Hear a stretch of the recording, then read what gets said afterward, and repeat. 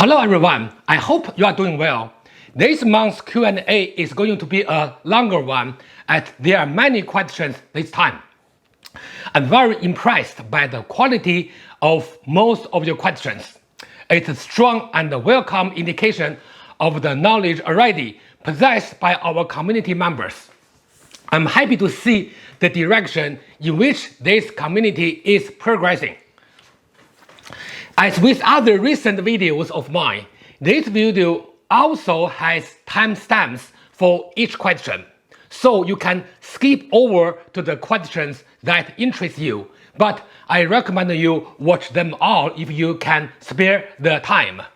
There were a couple of questions this time asked by Channeling Science and Markoannamaria that I would like to answer in separate videos in the future.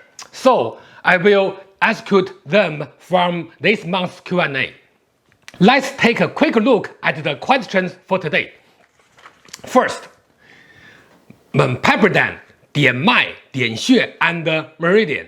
Second, Nothing Rien, Daoist views on money, morality, crime, and ethics. 3. TaiChi International, mind body in Daoism and Buddhism. 4. Cynical Nut Case, Xiu Dao and Nian. 5. Douglas Dulac, Yi versus Nian, Shen versus Yunshen. 6. Markoannamaria, Women in Internal Styles. 7. Anonymous, Qigong and Sexuality of Celibacy. 8. From SI, 3 Cauldrons. 9. From SI, Subcutaneous Physical Ball of Qi. 10. From SI, 纪晋山of Ming Qiang Martial Art Association. 11th, from Pepadan 26th, Yunshen and Wang Xiangzhai's training. 12th, from Thunderflower training background of Emperor's Bodyguards. 13th, from Bruno Noni's Xing and Five Forces. 14th, from Dai Andrews Xing and the Ming Liu He spear method. 15th, from Frederick Gordon, back elbow position in Hawk versus Pao Chuan in Xing. 16th, from Olga Bizub, 自发功. 17th, from One Direction, Bong Qi versus Iron Shirt and Iron Palm. 18th, from Nick Kong, Iron Palm and Bagua. 19th, from Lawrence Stacy, Animal Forms in Bagua. 20, from Justin Mungo, from Tongue to Palate. 21, William Palm Intery, Shun Ni. 22, TaiChi Chuan, TaiChi Chuan for children. 23, TaiChi Chuan, Taiji and Guan Dao form. 24, Ruben Andrews, TaiChi stepping. 25, Caesar Escalante, TaiChi Chuan and 5 elements. So without any further ado, let's get started. So question 1, Pepadan asks, would you consider explaining about 点脉, 点穴 and the Meridian stuff in internal styles? Should I learn them? Are they worth learning for application, or are they just some fun trivia that shouldn't be taken too seriously for application, but is interesting culturally nonetheless? I always found it very interesting. Okay, this practice exists, but is often highly exaggerated in Kung Fu movies or wuxia novels. By the way, to those unfamiliar with this term, 点脉 means pressure point. It is a practice in which you apply a certain level of force to a certain acupuncture point, which causes the recipient to experience some unexpected results, including loss of mobility or extreme pain and many others. In my opinion, it is not that necessary to study this kind of practice in modern times. I will make a video to introduce these topics in the future. Hope that answers your question, Pepadan. Now let's look at the next question. Question number 2. Nothing Rien asks, what does Daoism say about money, crime, ethics, and morals?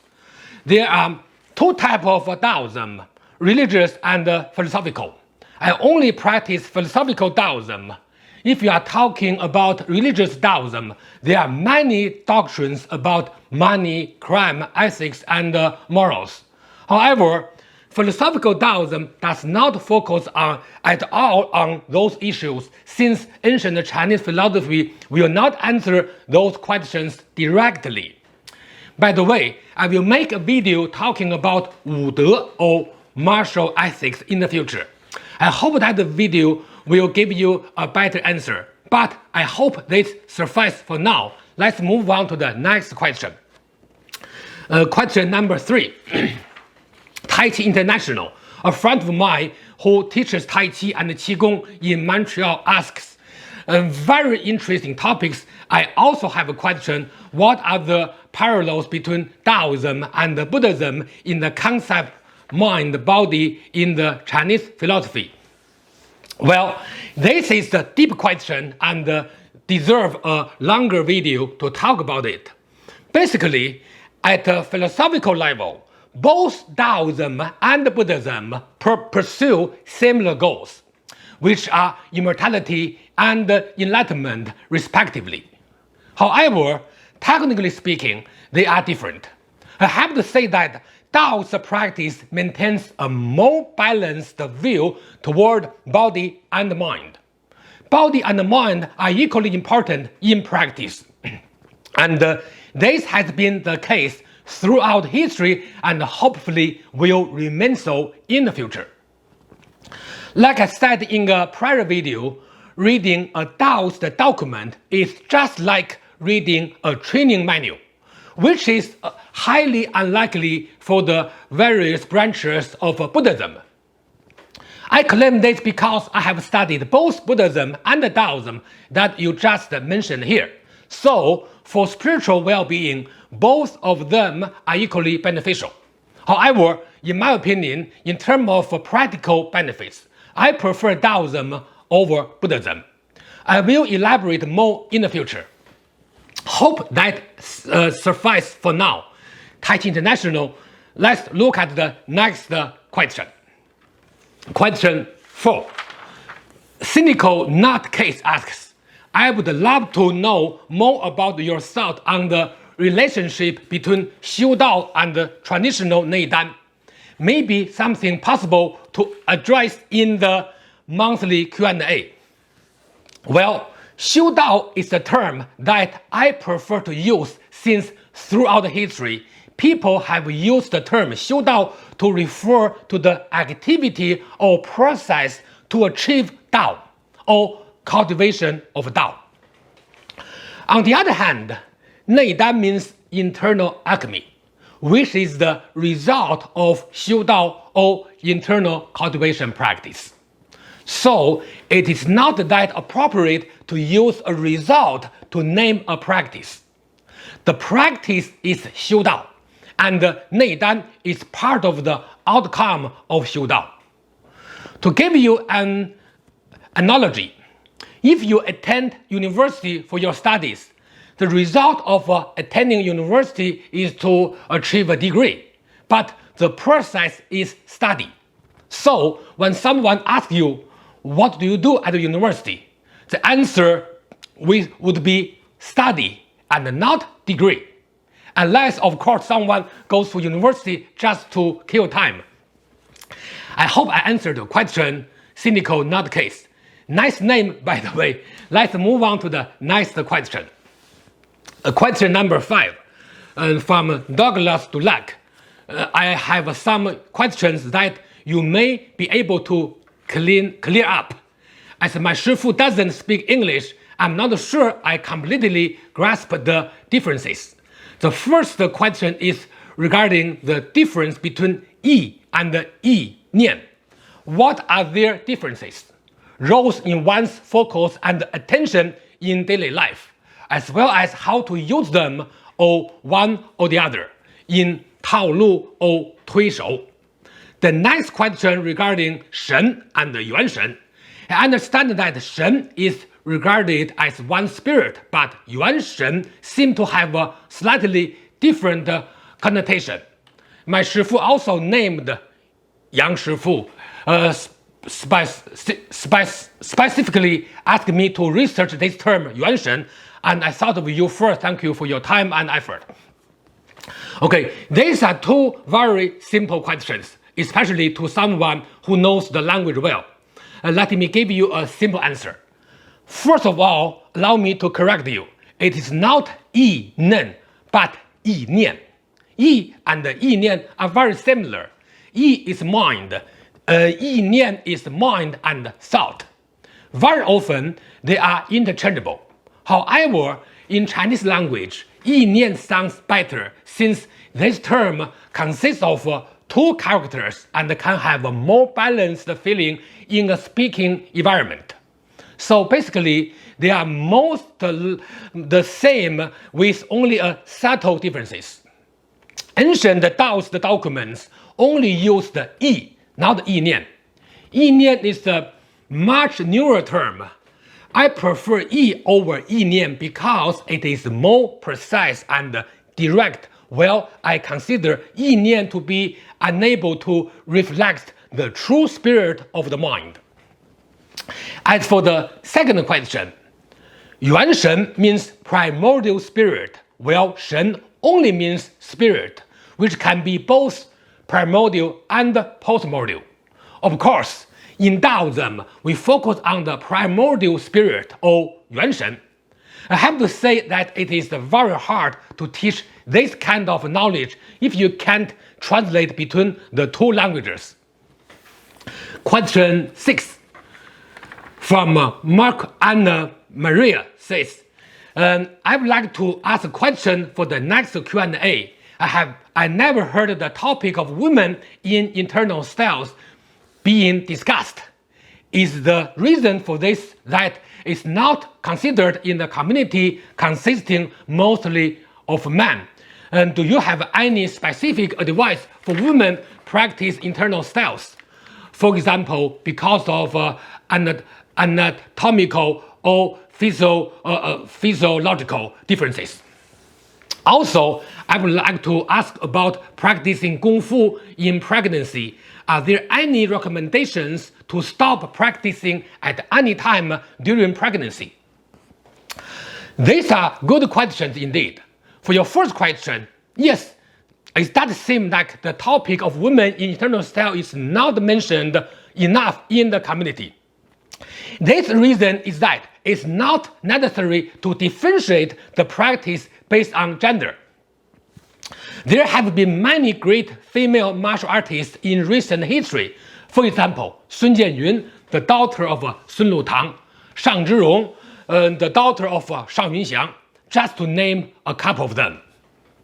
Especially since the end of the Qing dynasty in 1911, more and more women have begun to practice martial arts in China and, of course, outside of China.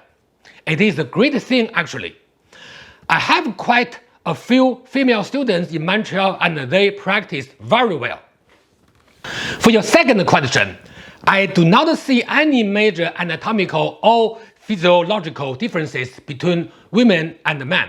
So it is not necessary to make any adjustment if I have to identify a difference. Well, a general suggestion for women would be to practice less during menstruation. I will talk more about other differences in the future, especially in Xiu Dao, but let's limit it to this point for now. For your third question about practice during pregnancy, well, I would say you should first consult your doctor and follow their advice. I'm not a medical doctor, so I cannot answer this question about practicing Kung Fu during pregnancy. However, some medical research shows that maintaining an active lifestyle in terms of physical activity may help your overall well-being during pregnancy. But just like anything else, you should maintain a balance between physical exercise and safety during such a special period. Again, you should heed your doctor's advice over mine. By the way, in Daoist tradition, female practitioners are as important as male in our society. Many of you may have heard about 八仙 or 8 immortals in religious Daoism. Even though these 8 legends are considered immortals in religious Daoism, they were actually real people. Among those 8 names, one of them is a female Daoist named He Xiangu. I hope I have answered your questions, Markoannamaria. Let's move on to the next one. Question number 7. Anonymous asked a question via email. I'm emailing you because I would like to ask an anonymous question. How does sexual relationships affect the practice of Qigong? Does one need to be celibate to obtain a high level, or can one achieve good results from Qigong practice in a healthy relationship? Well, this is a very common question in the Qigong community. My experience is that you do not have to stop having sexual relationships in order to practice Qigong. I studied with many great Qigong masters while I was a child, and most of them had families. There are certain aspects we need to pay attention to in order to reach a good level in Xiu Dao practice regarding sexual activity, but it is not a taboo at all. I'm thinking about how to create a video in the future to elaborate this topic on a deeper level. Furthermore, in Dao's history, there have been many famous figures who have had families. Some of those figures were even couples. For example, 2 of the famous Daoist Beiqi Zhen, or 7 North perfected, Sun Bu-er and Ma Dan-yang, were a married couple. Overall, as long as you manage your life and sexual relationships in moderation and in a balanced way, then it is not necessary to over-concern the negative impact on practice. Unless you want to reach a special result or in the process of a certain practice, which requires practitioners to pay special attention to sexual activity, then just enjoy your good life. Hope that answers your question, Anonymous. Let's look at the next question. Question number 8. I ask 3 questions and I'd like to answer them one by one. First, have you ever heard that 3 cauldrons of the body has to be built before filling them with qi? There are someone claim that on YouTube, so I'm a bit suspicious of this claim. Well, filling the 3 cauldrons with qi, well, we have to define the term qi first. But no matter what definition, this claim seems too physical. It is a common misconception in Qigong practice. Qi is not filled, it is cultivated. Human beings are not balloons.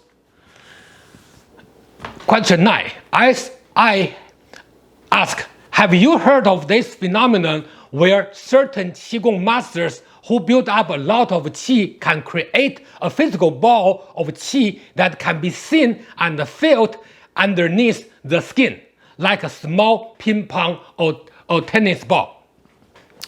No, I have never heard about it. It is better to see a doctor if someone can do that without a magical trick. Question number 10 from SI.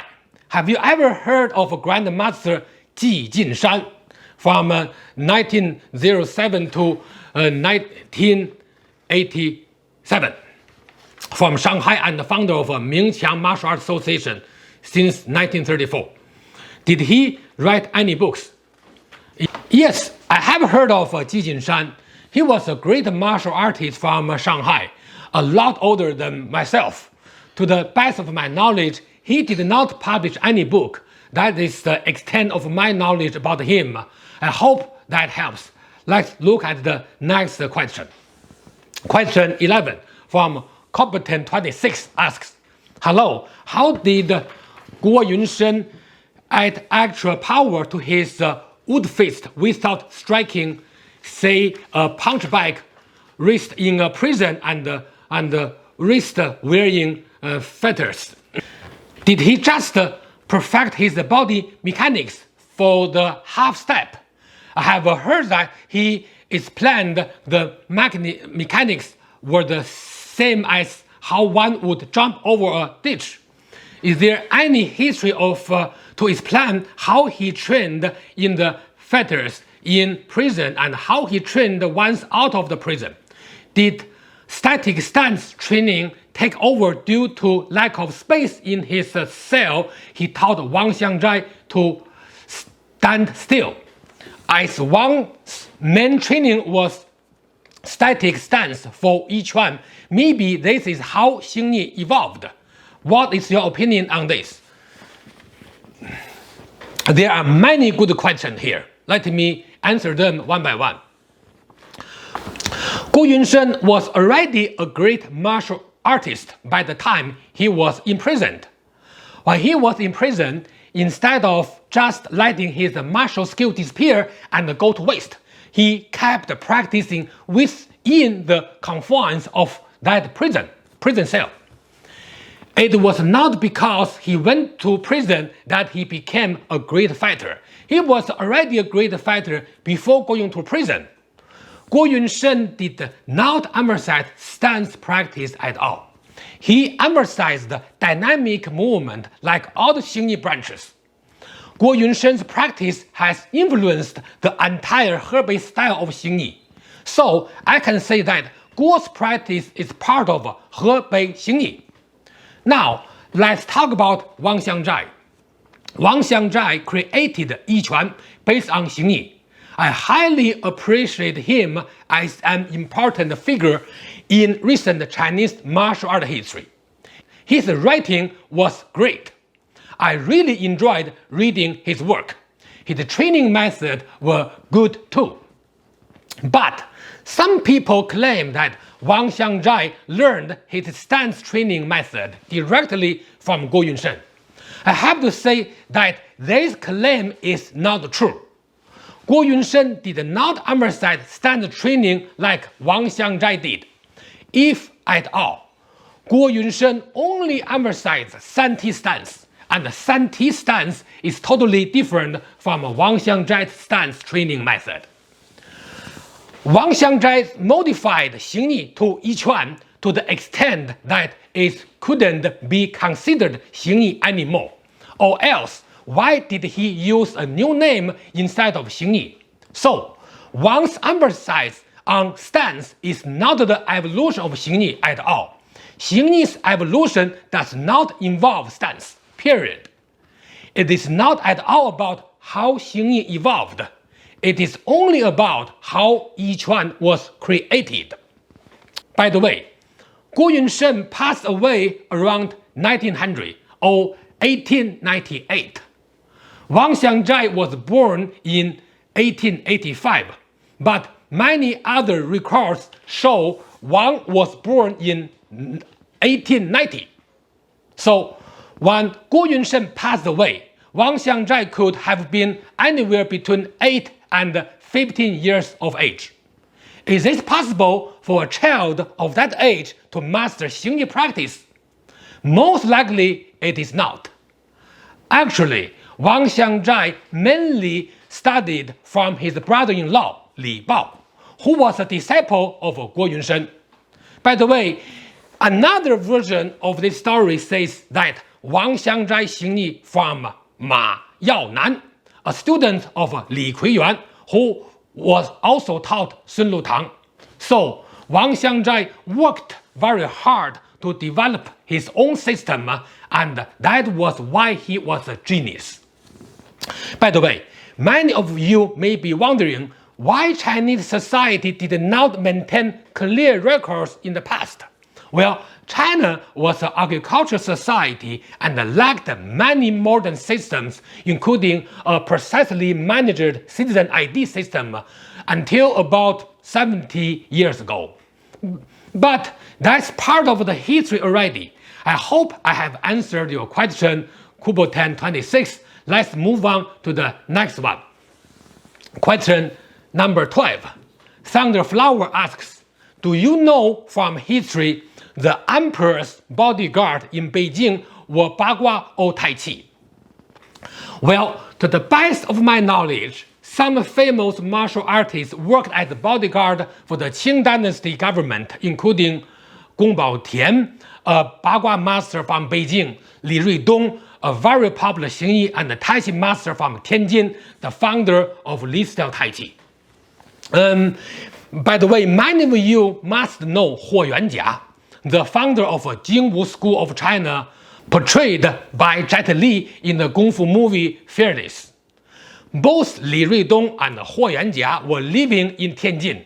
Actually, Huo Yuanjia was defeated by Li Ruidong in Tianjin. Back then, Li was in his 50s and Huo was in his 30s. Then Huo moved to Shanghai and created his Jingwu School to teach martial art, since he could not maintain his popularity in Tianjin. My grandmother was from the same village as Huo Yuanjia, so we know this part of history very well. By the way, Li Ruidong's appearance was very unique. His nose was very flat, a particularly strange appearance, so people called him Biz Li or Nose Li. Thus, his physical features became his nickname. Hope that answers your question, Thunderflower. Now let's move on to the next question. Question number 13. Bruno Nuzin asks, I would like to ask you about the 5 forces, 采扑果树诀, in Xingyi practice. A very good question. This is a popular topic in both Xingyi with a G and its predecessor Xinyi without a G. People call it 五字禁诀, 5 characters of force, which includes 5 kinds of forces as a guiding principle for training purposes. This term has been recorded in many Xingyi documents, such as 形意母拳, right? Or 形意 5 elements, written by Jiang Rongqiao, a student of Zhang Zhaodong. And the 5 characters include 采扑果树诀 and are used to describe the Fajin action. First, 采, step downward quickly and forcefully. Second, 扑, push forward like a tiger captures sheep. 3. 果, maintain force without overextension to strengthen coordination. 4. 树, body should have vertical strength and be coordinated accordingly. 5. 决, force should penetrate the opponent's body. That was just a brief translation. Of course, there are specific practical methods, but that's beyond the scope of today's Q&A video. Hope that answers your question, Bruno. Let's move on to the next question. Question number 14 from Dai Andrews. What is your opinion on the relationship between Xingyi Quan and the Ming Liu He spear method described in the manual 长枪法诀 by Cheng Zhongyou? An interesting question. Cheng Zhongyou, an important historical figure in Chinese military training history, may be an unfamiliar name to many of our community members. So let me give you a quick introduction of him. Cheng Zhongyou or Cheng Chongdou, who lived approximately from 1561 to 1636, was the author of Gong Yu Sheng Ji, or Skills Besides Farming, a collection of his works including Shaolin staff training, archery training, saber training, and spear training. His spear training book is one of the most well-written documents in this field. This is a copy of his book. Okay, the term Liu He used in his book is different from the later term Liu He or six harmonies. 成中有 Liu He means different things, including the combination of different spear techniques or training method. Along with Wu Shu, who lived from 1611 to 1695, who was the author of a famous spear training document, 手臂录, the record of hand and arm. Both of their spear training methods have had a very strong impact on spear training practice in Chinese military history. Martial art styles created after their time are said to have a movement closely related to spear training, especially Xing. Only a few of the expert practitioners try to find some information by reading those books. My understanding is that it took hundreds of years for a style like Xing to evolve from a weapons training method to bare hand training method. It is certainly interesting, but not necessary to fully understand spear training by reading these books in order to fully understand Xing. You can instead simply focus on Xing training itself. I have to say that there is only an indirect relationship between the spear training described in these books and Xing practice. I hope I have answered your question, Dai. Let's move on to the next question. Question 15 from Frederick Gaudin says about the Q&A, is the application displayed by you and your students, the elbow of the back arm is kept up while pulling back. In other movement, the five forms built from the non-Xue branches. The back elbow is kept down. I was wondering if having the back elbow up or down emphasizes different aspects of the movement. An example is one putting more emphasis on the body turning or torque. Hello, Fred. Since your question was about the section where I correct my students' hawk movement, I believe you are effectively asking about the difference in elbow movement in both hawk and fire. Actually, at the end of the movement, there is always a downward motion made by the back elbow. But the major difference lies in the stepping pattern of these two movements. For a typical fire movement, the arm extend forward is on the opposite side as the forward leg. As a result, the elbow will have a more obvious downward action. But in case of the hawk movement, since the extended arm and the forward leg are both on the same side, the downward motion of the elbow is triggered by the sinking motion of the back shoulder. As a result, the downward motion of the elbow is not as obvious as in the fire movement. When we use different stepping patterns, the upper body will likewise use different patterns to generate the same movement result. This is the excellent example of this concept. I hope it is clear now. Let's move on to the next question. Question number 16. Olga Bizo asked a specific question about 自发功. I would like to ask about 自发功. What does it mean term 自发功? What is the essence 自发功? What is the significance of 自发功 in practice internal martial art on physical, energetic, and spiritual level? What is the significance 自发功 in Xiu Dao practice? Is 自发功 useful or harmful for practitioners? It is a very interesting question. I'm not sure how many of you have heard about 自发功 practice. 自发功 is a type of Qigong practice. I studied and practiced this 自发功 when I was a teenager in China, and also taught this to a few students in Montreal years ago. 自发功 or spontaneous Qigong is a Qigong practice in which practitioners allowed energy to move by itself.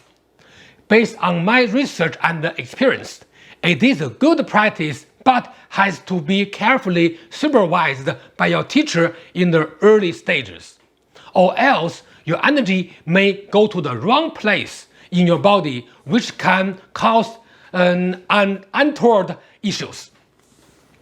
The significance of this practice is similar to other styles of Qigong, but just like I have said, it should be practiced carefully or some unexpected consequences may happen. I recommend you practice it only in the presence of a teacher. With regard to internal martial art, you do not need to practice 自发功 at all. It would be a total waste of time to practice 自发功 in order to improve your internal martial art practice. In Xiu Dao practice, we do not practice this either. We do not want the energy to control the spirit. Yes, 自发功 is a useful practice but may become harmful if not managed correctly. I may create a separate video on 自发功 in which I will share my experience with it, but for now I will limit discussion up to this point. I hope that answered the question. Now let's move on to the next question. Question 17. One direction says, please kindly explain the concept, validity and the development of the Bong Qi in the next Q&A. Is this totally different from iron shirt or palm training? Thank you. Then I answered, simply speaking, they are not the same thing at all. Thanks. Then he asked, and thanks I saw the note, I would really appreciate knowing what Bong Qi is all about, including how to develop it. Hopefully you can address this in the next Q&A. Is developing Bong Qi the way to achieve the iron under cotton, for which the internal systems are known? Please explain this concept in as much detail as you can. Thanks. Now I can see what caused the confusion. 骨气, or the bone energy, is the term used to describe someone's general personality in daily life. However, in the martial art community, 骨气 should be the term 骨劲, or bone power. It has nothing to do with iron shirt or iron palm, which are just some form of hard physical training and very often result in some physical injuries, and I suggest you avoid them. However, the concept of iron under cotton, or 绵里裹铁, aka iron is packed by cotton, is used to describe the result of a good internal practice. In essence, if you practice an internal style very well, it may look like your arm or body is very soft, but upon reaching the opponent, they will experience the arm or body to be very strong and heavy, akin to iron under cotton. It is a good level of practice and involves mastery of timing and angle of application.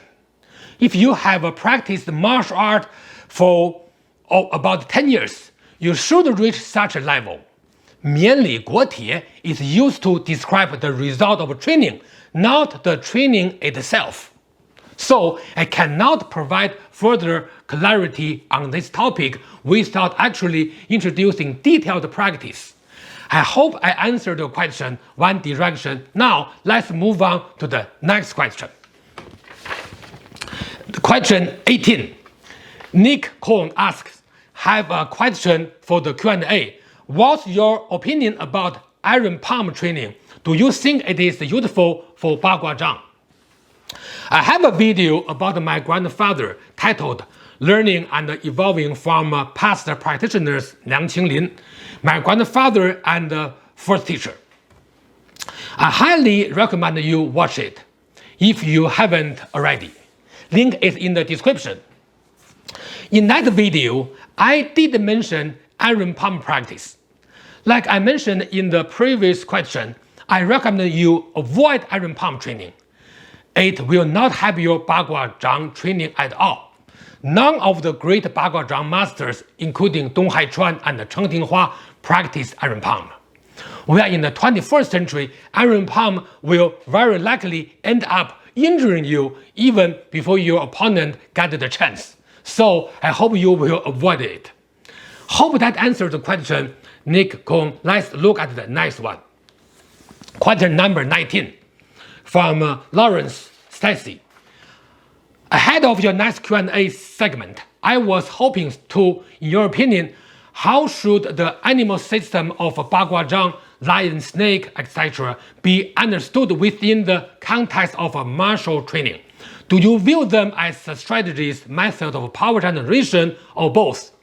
I recall you unpacking a similar topic in relation to Xing, but one wondered if there might be room to explore the topic. Lawrence, these questions are great. First of all, using the animal name in describing martial art movement is a tradition. I have a video titled Xing Stepping, Conception and Imagery.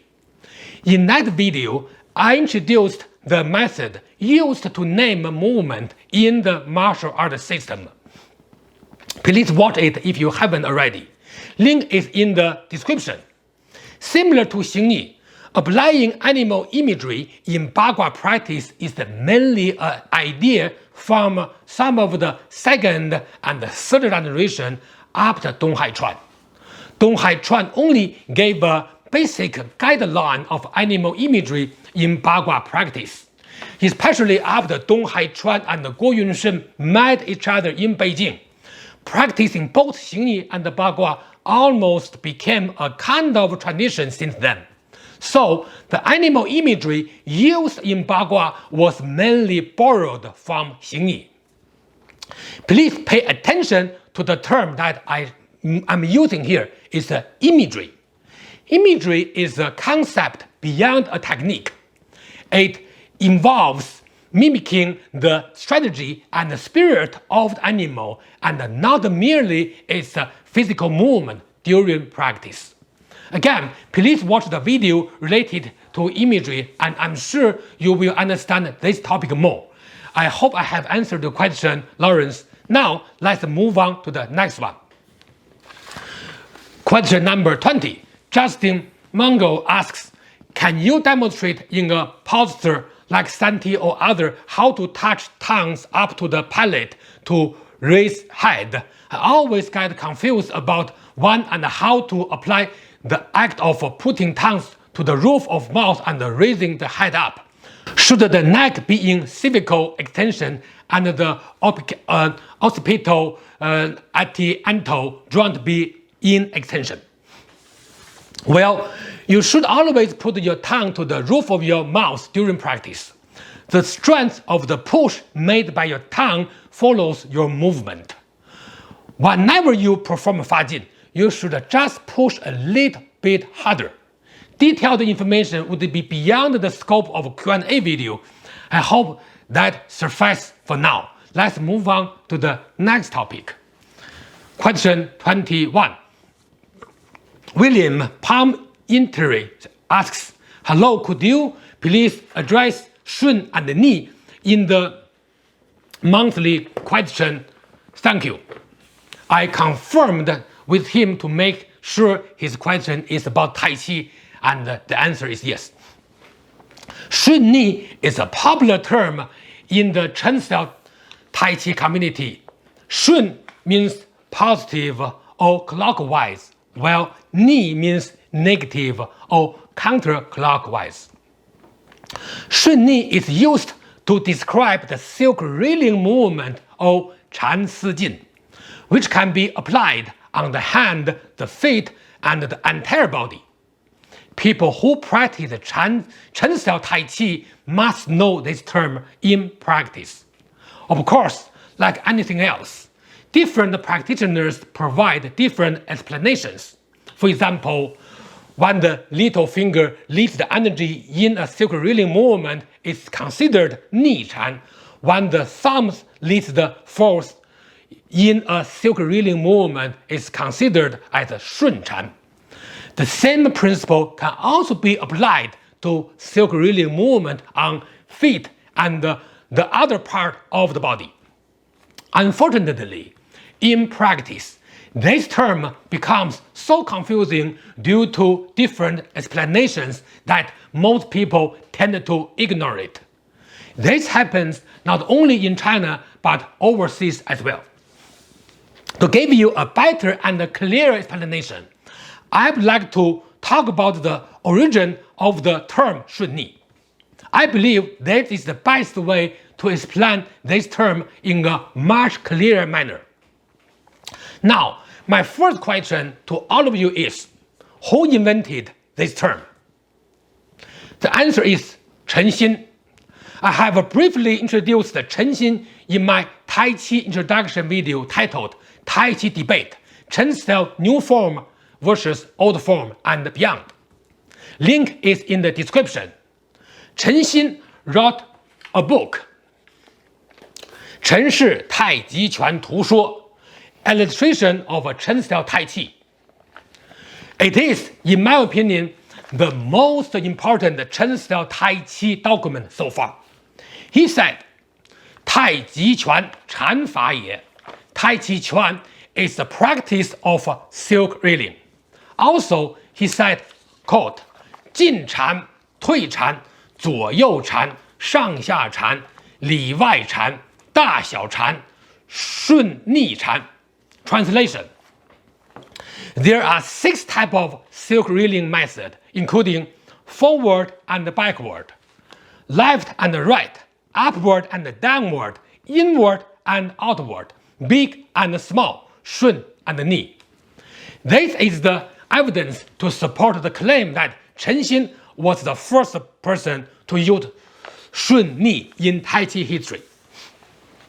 Now, my second question is, how did Chen Xin define and describe this term? Let's look into his book. In his book, Chen Xin defined and explained Shun Chan and Ni Chan, or positive and negative silk reeling, in many places. Let me show you what he said. Quote, 胳膊尽由心法行于肩，过肘至指，此是顺禅法。由骨至皮肤，由肩至指出尽也。由指至肩，道禅法。所谓入经者，引之而来，使敌尽于我者。Translation: The energy of the arm is initiated by the mind. It then transferred to the shoulder, elbow, and fingers. This is the Shun Chan.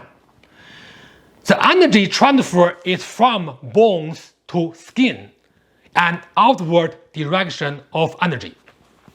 The Ni Chan is the energy moving from fingers to shoulder, an inward direction of energy in order to lead the energy inward and the opponent moving close to our body. This is the explanation provided by Chen Xin, the creator of the term Shun Ni. Now, what makes this very clear that Shun Chan, or positive silk reeling, clockwise silk reeling, is the energy movement during outward movement. Ni Chan, or negative silk reeling, or counterclockwise silk reeling, is energy movement during inward movement. Of course, to practice the correct inward and outward movement, you have to use the right body part to lead the movement. For example, If your hand is working on Ni Chan or inward movement, then your little finger should lead the silk reeling energy. Whenever we see a new term, especially a confusing term, the best solution is to investigate the source of this term. It is very unfortunate that most people do not share Chenxin's explanation in the community, but rather resort to only providing their own explanation. Similar issues have existed in martial art community for decades, if not centuries, and I hope such issues will come to an end in the near future. To avoid any further confusion, I will limit this discussion only up to this point, but at least now you know the source of the term Shunni and how to apply the inner energy when applying this term in Tai Chi practice through understanding the original meaning of Shunni provided by Chen Xin, the creator of this term. I may make a video to introduce the detailed practical aspect of Shunni in the future. I have to say that most of the Shunni explanation nowadays do not talk about the source of this term. Many people today explain it like they created the term themselves. I hope more and more teachers and practitioners gave due credit to Chen Xin. This approach would make a lot easier for everyone to understand Shunni. Hope that answers the question, William. Let's look at the next question. Question number 22. TaiChi Chuan asks two questions. First, when would you recommend that a young child starts their Tai Chi Chuan journey? How young is too young? What's your opinion on the best approach to get them interested, making it a game, making it serious, making it practical? Also, can the beginning be supervised by a non-master level practitioner, or is the beginning the most important and absolutely must be done by the best teacher one can possibly find? Well, to be honest, I'm not the best person to answer this question. As some of you might be aware, I do not teach martial art to children. Nowadays, I'm even reluctant to teach those who do not have a prior martial art background. Personally, I was forced to practice martial art at about 7 years of age. I had to practice every day on a fixed schedule because I was chosen by my family to carry on the family tradition.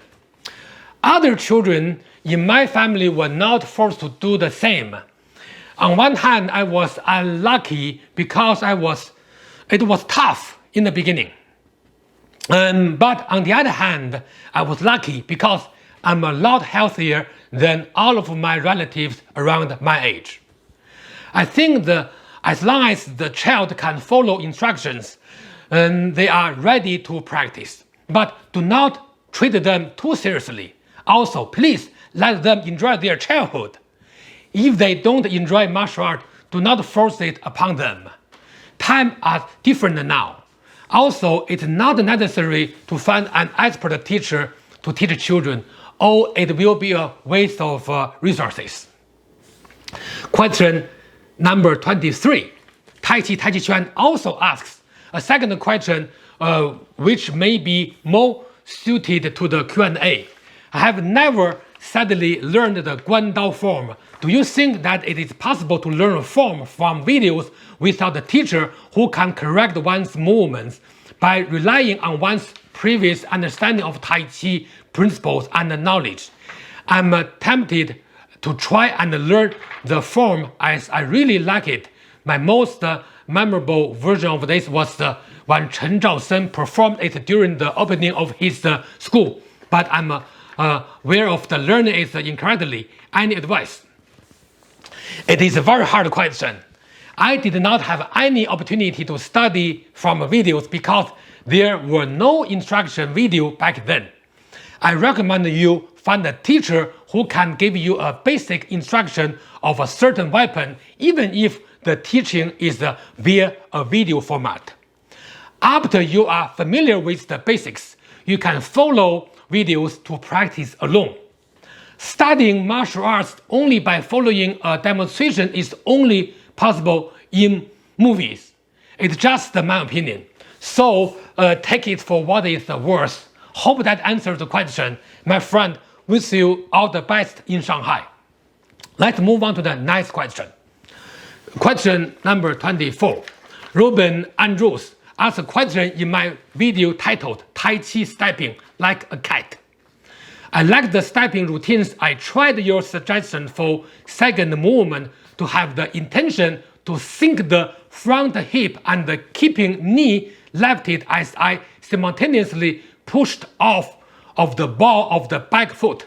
It worked correctly when you have the correct intention, but does not work as effectively when you does not use intention. Pretty amazing. When you have completed the weight shift, should the weight of the front leg go down through the heel or Yunshen point of the foot? Also, can this stepping be used for Chen and Yang style even though I now most practice Chen style? Well, this is the practice-related question. After you have completed the weight shift, the weight of the front leg should go down through the heel to the Yunshen point, then to the whole foot. In Tai Chi stepping practice, at the end of the weight shifting movement, your feet should be as stable as possible. So the weight should be evenly distributed through the whole foot. Of course, sometimes you need to pay more attention to the outside edge of the foot in order to create silk reeling energy. This is the common stepping method and can be applied to all of the Tai Chi styles. Hope that answered your question, Robin. Now let's look at the final question for today. Question 25. Caesar Escalante asks, please would you explain the practical relationship between Tai Chi Chuan and the 5-element theory? Well, I have to say that Tai Chi practice, we do not apply 5-element theory like we do in Xing Yi. Tai Chi practice focuses more on yin and yang. Also, 5-element theory is more of a Daoist concept, while Tai Chi is mostly based on Confucian theory. Unlike Daoism, Confucianism does not focus on 5 elements. So, there is no need to analyze Tai Chi based on 5-element theory. At the same time, 5 elements is part of the Chinese culture, and it can be used to explain the health benefit of a Tai Chi practice. But then again, in Tai Chi practice, 5-element theory is not a practical concept. I hope I have answered your question, Caesar. So that brings us to the end of this month's Q&A. I hope you will find the answers informative and helpful. Thank you for watching. See you next time and enjoy your practice.